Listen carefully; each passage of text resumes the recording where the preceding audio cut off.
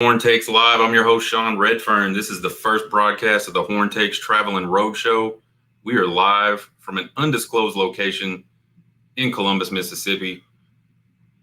Staying in Mississippi tonight because hotel prices in Tuscaloosa are just absolutely insane. I'm talking $2,000, $1,500 a night. There was one hotel that's a sorry hotel. It was like $800 and something a night. We can't do that. Interesting little story about accommodations for this game in Tuscaloosa. About 6 or 8 months ago, I went on VRBO and I found a really nice place real close to campus, and I said that's where we're going to stay. It was relatively cheap, so I jumped on it, booked it. The next day I get an email from the owner. She says we didn't get a chance to update our prices. We just went live, yada yada yada, but I'll give you a 10% discount for the mix-up. I said, well, what does that make the price? She said $1,900 a night. I said, you're going to have to cancel that because I'm not canceling it. So she did. She canceled it. So now I'm staying in Mississippi, but that's all right. Check us out on Twitter, TikTok, and YouTube at Horn Takes. If you just like to listen to podcasts, you can check us out at horntakespodcast.buzzsprout.com or anywhere that you listen to podcasts, Apple Podcasts, Google Podcasts, all the podcast places. I hope it's okay with this stream. I'm in a hotel. Or the internet's not that great, but we'll get through it. Little quick recruiting roundup. 4-star edge Zena Omiozulu commits to Texas. That's the brother of Neto Omiozulu, offensive lineman for the University of Texas. Really good get, really athletic kid out of Allen, Texas. I'm excited to see Sark continue to add talent to that defensive end group, because the defensive end group is where you make hay in any kind of football, but especially over in the SEC. And then 5-star offensive tackle Brandon Baker out of California has set his commitment date for September 24th. Lots of buzz about him winding up in Texas, although I think Ohio State is in the mix, and I think probably Oregon is in the mix. But I think it's going to be Texas. We'll find out October 24th. Now let's move on to our Week 2 Trace Other games. The Trace Other games are just the 3 games that I like, that I'm interested in outside of the Texas game every week. We break them down, we make predictions, and then we find out how terrible or how great we did the next week. We recap it on Tuesday or Monday or whatever day it is. So this first game, if a game would have went a different way last week, I wouldn't have even cared about this game. But I think Nebraska at number 22 Colorado is one that I'm very interested in. This game kicks at 11 a.m. Central Standard Time on Fox. Colorado is a 2.5-point favorite in this game. Got Nebraska trying to bounce back from a tough loss in a game that they controlled way late into the game. They just let it slip away. And the last minute and a half, they gave up 13 points or 10 points or something. Anyway, just a really not a great start for Rule there at Nebraska. And then you got Colorado that's trying to maintain their momentum at home after going on the road and beating a ranked TCU team and playing really well in that game. I think some keys to this game is, can CU stay grounded? Can Colorado stay grounded? There's going to be a big crowd there in Boulder. There's going to be tons of national buzz for this game. Everybody's talking about it. The fans are going to be sky high for this game. You got Shedeur Sanders coming off one of the greatest passing days in Colorado history. In fact, the greatest day passing in Colorado history. You got Coach Prime and his hype machine going. You know, this team's got a us against the world attitude. I think there's a lot of distraction there. It'll be interesting to see if this team can come in focused like they did on that road trip at TCU and how well they can play in this game. On the flip side, you got Nebraska. I think the first question for me there is, what is their game plan defensively? We watched TCU sit back. We watched TCU let Shedeur Sanders have a lot of easy throws. We watched him complete a lot of those easy throws, and then we watched his skill guys just really run through and run around TCU. TCU couldn't tackle them. TCU couldn't catch them. I wonder if we're going to see a different game plan out of Nebraska, maybe some more in-your-face coverage, maybe some more blitzing, trying to get after Shedeur Sanders and make him uncomfortable, because as we saw in that TCU game, if he's comfortable, it's bad for you. So I think Nebraska's really got to try their best to get him off time, uncomfortable. We'll see if they can do it. And then I think the other question, can the offense score any points? I mean, that was a very anemic performance in week 1 against a Minnesota team they're not terrible, but they're not a great defensive team probably. too early to tell at this point in the season, but I don't think we'll be talking about Minnesota at the end of the season as a great defense, and Nebraska just couldn't do anything. And then I think, can Matt Rule sort of take this team on the road real under the radar and get it done? Nobody's talking about Nebraska right now at all. All the talk is about Colorado. Prediction of this team, I think CU's defense is bad until further notice. I think Nebraska's offense is bad until further notice. One of those two things is going to have to give on Saturday. I'm a glutton for punishment. Two makes a trend. If Colorado can win this game, then I'll start talking about how Colorado can start winning a lot of games. But until then, I think Nebraska is going to figure out a way to get it done. The offense is going to start clicking this week on the road in Colorado. I think Nebraska is going to win this game 31-27. Game number 2, number 23, Texas A&M at Miami. This one kicks at 2:30 p.m. Central Standard Time on ABC. A&M is a 4-point favorite right now. Both of these programs are a little down after last year, and I think they're both looking to make a statement, and this is a big opportunity to make a statement in a game early in the season. I think the A&M offense looked really good in week 1. Connor Weigman had 236 yards, 5 touchdowns. The running game was decent with Amari Daniels at about 7.3 yards per carry. Canes had a blowout win over Miami of Ohio. Tyler Van Dyke with a 201 yards, a touchdown, and an interception. But Miami was able to amass 250 yards on the ground in this game. Hard to tell too much about these early games and these early blowouts, especially against opponents that aren't up to par physically. But I think you look at this game, and I wonder if Aggie will struggle offensively against a more athletic defense under first-year offensive coordinator Bobby Petrino. I know they look like a well-oiled machine against New Mexico or New Mexico State, whoever it was. But I think Miami, regardless of whether they're up or down, they're going to have athletes. And then I think, can the Canes ground game, can they make some hay against a really talented A&M front 4 and front 7? Again, as I said, this is a tough one. Both of these schools keep trying to find ways to not be good, despite the fact that I feel like they both have some talent. I don't think these 2 early blowout wins they had against inferior opponents were really telling us much. I think Miami's going to try to lean on the run really early in this game. Can the A&M defensive line live up to the potential, stop the run, get after the quarterback, cause some turnovers? I think they will. I think A&M will win this game 38-28. Third game of Trace other games, number 13, Oregon at Texas Tech. This one kicks at 6 p.m. Central Time on Fox. Oregon's a 6.5-point favorite in this game. Oregon just dropped 81 on Portland State in week 1. Bo Nix looked really good, 287 yards passing, 3 touchdowns. Oregon had nearly 350 yards on the ground against Portland State and 7 touchdowns. And then you got Tech looking to bounce back from a double OT loss on the road at Wyoming. Joey McGuire. There's a lot of drama going on with the program right now. You've got Joey McGuire telling fans to shut up if they're not on board. You got big-time Tech boosters saying they've done all they can financially to make this team a success. You got players shooting videos, imploring the fans to come out for the games.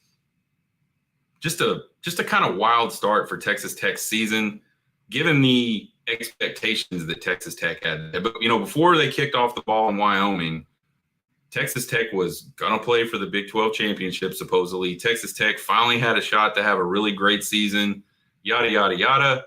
They go 0-1, and then the whole world flips on its head for them. There's all kinds of drama. It'll be interesting to see if they can get focused and ready to play this game. I think the offense was good enough in that Wyoming game for them to win. Tyler Shuck threw for 338 yards, 3 touchdowns, and an interception. The offensive line did give up 3 sacks in that game, and they only managed 93 yards on the ground and a touchdown. So I think there may be some offensive line issues with Texas Tech.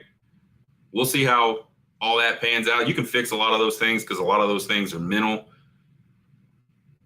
Defense gave up 35 points in this game, including 2 touchdowns in overtime with 10 seniors. And look, as we were looking back at the teams this year in the Big 12 and the teams that Texas would face, I really circled that for Texas Tech and said, man, 10 guys that are seniors on that defense. That's a lot of experience. You're not going to find a lot of teams across the country that have 10 seniors on defense. So I think a question mark for Tech whether they can get focused, but also who's going to play quarterback in this game. And I'm not trying to start a QB controversy at Tech, but Tech has never won a game that Tyler Shuck started and finished. Not one time in his career has he started a game, finished a game with Texas Tech winning. And then you've got a lot of Tech fans that are already on Twitter calling for Baron Morton. I don't know. We'll see. I haven't heard anything that suggests that it's not going to be Shuck, but we'll see. Can the Tech defense bounce back against a powerful Oregon offense? Can those 10 seniors get it together and focus, and can they make some plays against this really, really outstanding Oregon offense? And then can Oregon, that plays in Autzen, and we all know about Autzen Stadium, it's one of the loudest, craziest places to play in college football. But can they handle the crowd at Jones Stadium? Jones Stadium has a wild crowd, especially at night, especially for big opponents. And then I've said it a million times on this show, there is some kind of they talk about Sooner magic. There's just like the Sooner magic. There is some kind of magic about Jones Stadium for Texas Tech. It's always wild. Even when it's not even supposed to be close, a lot of times, they figure out how to make it a close game, and there's always this wild ending to those close games. So can Oregon come in and sort of weather that storm, or does Oregon come in and just from the get-go just start running over the top of Texas Tech? Neither team played a great opponent in week one. One of them lost, the other one didn't. I do think there's something to Jones Stadium at night, and I look for that Tech defense to bounce back a little bit. I don't think Oregon's scoring 81 points in this game. I think Tech will keep it close throughout the game, but Oregon's going to win this one in a sort of semi-shootout, 45-31. They'll score late to kind of cap it off and put it out of reach for Texas Tech. Now, here we go on to the real game. Texas Longhorns at the Alabama Crimson Tide. This game kicks at 6 p.m. Central Time on ESPN. One thing I heard earlier this week, there are going to be 15 players rated 1 or 2 at their position in the 2024 through 2026 recruiting classes at this game. 40 blue chips overall visiting for this game. That's important. A lot of them are already committed to Alabama. I'm sure some of them are committed to Georgia. Bama's a 7-point favorite in this game. Again, this is a rematch of last year's 20-19 Bama win in Austin. Bama starts the year in week one with just a 56-7 clubbing of Middle Tennessee State University. Jalen Milroe looked pretty good in that game. He was efficient. He had 194 yards passing, 3 touchdowns. He added a couple more on the ground. Alabama had over 200 yards on the ground in this game, and defensively they only gave up 211 yards. So pretty dominating performance, but it was against Middle Tennessee State. Texas kind of had an unimpressive 37-10 win over Rice. Ewers threw for 260, 3 touchdowns. Added another touchdown on the ground. The offensive line for Texas, I think, really struggled early on in that game against Rice. They gave up some sacks. They just had trouble in short yardage situations. Texas only rushed for 158 yards in this game, and I think we talked about it going into this game. This is the type of game where you should just line up and run right over the top of Rice if you're the University of Texas, and if you've got these playoff aspirations and you've got these 10, 11, 12 win season aspirations, you should be able to just line up and run the ball right over the top of somebody like Rice, and they just didn't do it. The one good thing about the game on Saturday for Texas was the defense was absolutely suffocating. They caused 3 turnovers. They only gave up 176 yards total, and they only allowed 27 yards on the ground. And that front 7 was active the entire game. Just Rice couldn't handle them. So I think some question marks as we head into this game tomorrow is, can Texas be the storm in a big road game instead of trying to go just weather the storm? It's going to be rough going into Bryant-Denny Stadium. The crowd's going to be jacked. Alabama's going to be jacked. I won't speak for Alabama fans, but this is a really big out-of-conference home game for them. I know they play a lot of really good home games in the SEC, but I don't know that they've played this type of out-of-conference home game in a while. So I think the atmosphere is going to be amazing. And I wonder for Texas if they can go in and sort of feed off of that atmosphere and try to get ahead early instead of just trying to not get beat early. I think another question for Texas is, can that offensive line give Ewers time in the passing game? And can they move a pretty stout Bama front seven in the run game? The run game is going to be key for Texas. Hey, what's up, Nash? No, I'm not in Bama right now. I'm in Mississippi. I'll be in Tuscaloosa tomorrow morning, obviously. Thanks for joining the show. So yeah, can that offensive line, can they protect Ewers? Last year, they gave Ewers some time early on and he made some big plays, but then there were some other plays where they didn't give him time. He ended up getting hurt. They really have to keep him clean in this game. I think another question mark for Texas is, can they contain Jalen Milroe in the QB run game? I'm not so much worried about him in the passing game. I think our defensive line is going to get some pressure on Jalen Milroe, and I think the secondary is really, really good. And then you've got Jalen Ford running around in the intermediate route zones, just picking off passes. That's what he does. I'm not saying Jalen Milroe can't throw the ball and that Alabama is not dangerous through the air, but I'm not worried about them making a lot of hay there. What I am worried about is those off plays where the passing breaks down. There's nothing there for Jalen Milroe to throw to. And so he starts scrambling around, finds a hole, and gets down the field for like 40 yards before you even blink an eye. That's what Texas has got to make sure they contain, or it'll be a long night for them defensively. There's nothing worse than having everything covered up, getting a lot of pressure on the quarterback, and he somehow finds a way to sneak out of it and get a huge gain out of it. Those are pretty demoralizing for a defense. I think on the Alabama side, can a banged up Bama secondary hang with one of the best wide receiver rooms in the nation? I don't know. I don't know how many of those guys are going to play. I think the Texas wide receivers they're going to get open a lot. They're going to get down the field a lot. I think the key is, can that offensive line give Quinn Ewers time, and can Quinn Ewers be accurate with the ball to his wide receivers? Bama's going to want to come in. They're going to get the running game going against a pretty stout Texas front seven. I know some of the Bama fans had some, I think a lot of Bama fans had some of the same concerns after the Middle Tennessee State game that Texas fans had after the Rice game with the offensive line. It just wasn't as dominant as you would want to see when you consider the opponent. I think another interesting thing about this game is you look back to 2009 when Bama really broke out under Nick Saban. They had a pretty good year in 2008, but in 2009, they obviously go undefeated. They go to the national championship game. They win that national championship game against Texas, and then boom, Alabama just absolutely explodes. Dynasty mode, Xbox or X Games mode, whatever you want to say. Like, Nick Saban could not be stopped. He rattled off 6 national championships, I think within 9 years, 10 years, something like that. Just an amazing run for Alabama. Can this be the type of game where Steve Sarkisian and Texas get their breakout year started with a big win over Bama Saturday night on the road in Bryant-Denny Stadium? Or does Nick Saban do what Nick Saban does a lot and press his boot down on Sark's throat? And does Bama prove that last year's really close game in Austin was just kind of a fluke? Again, I think this is going to be an absolutely electric atmosphere. Game day is going to be there.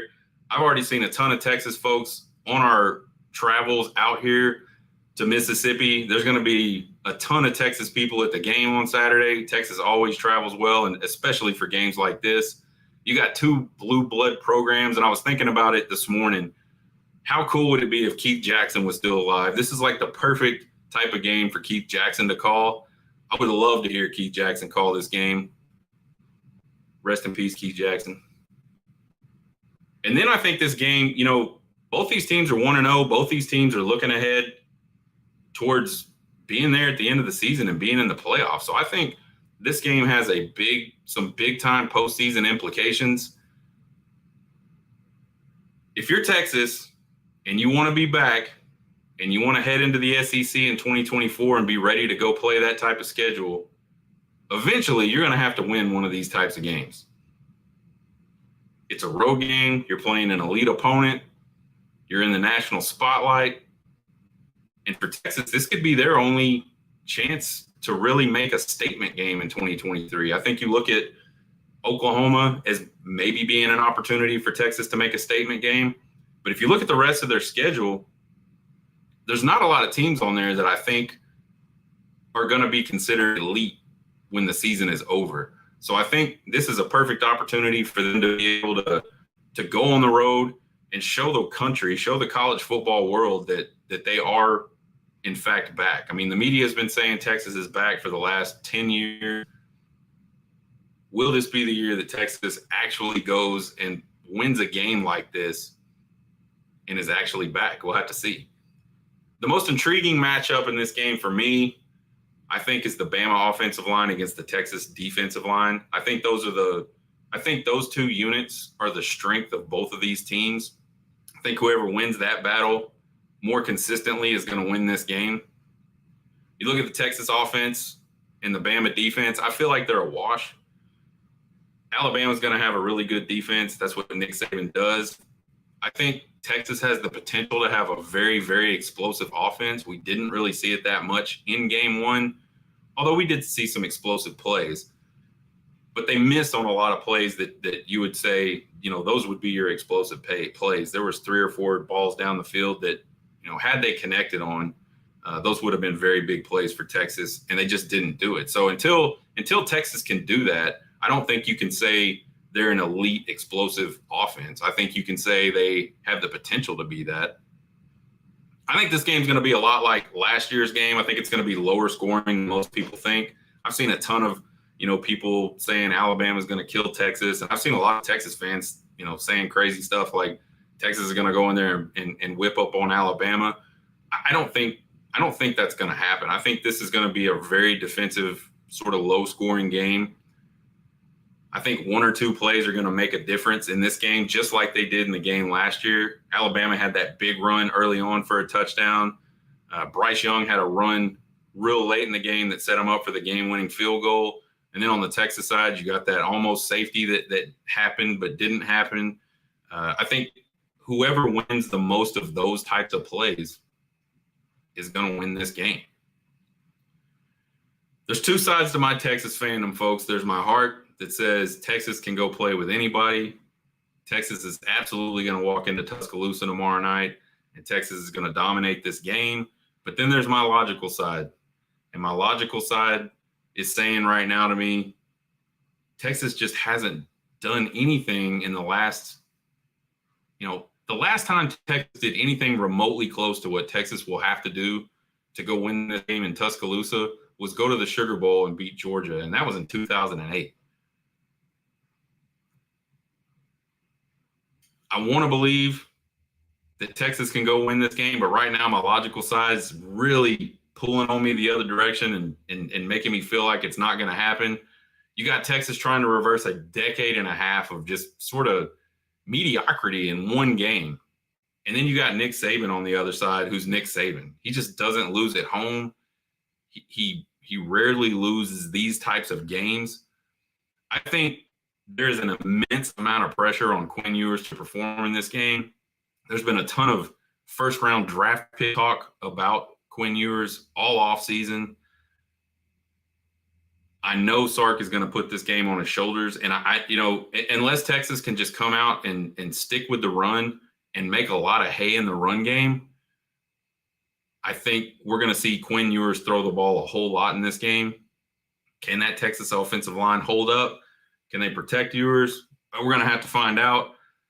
I think Texas has a better shot this year than they did last year, but I think Bama gets it done tomorrow night. I think Bama's going to win this game 27-24 in a really, really close one. Check us out Monday. We're going to have the Week 2 Trace Other Games recap. And obviously, we're going to have the Bama game recap. We'll talk about any kind of recruiting news that's happened since this show. Subscribe to the YouTube channel. Check us out. Check out the podcast anywhere you listen to podcasts. If you just like to ride around in the car and listen to sports talk, check us out there. Twitter, TikTok, YouTube, all at Horn Takes. You can email me at horntakespodcast@gmail.com with all your questions, comments, concerns, and criticisms. You guys have a good weekend and get hooked.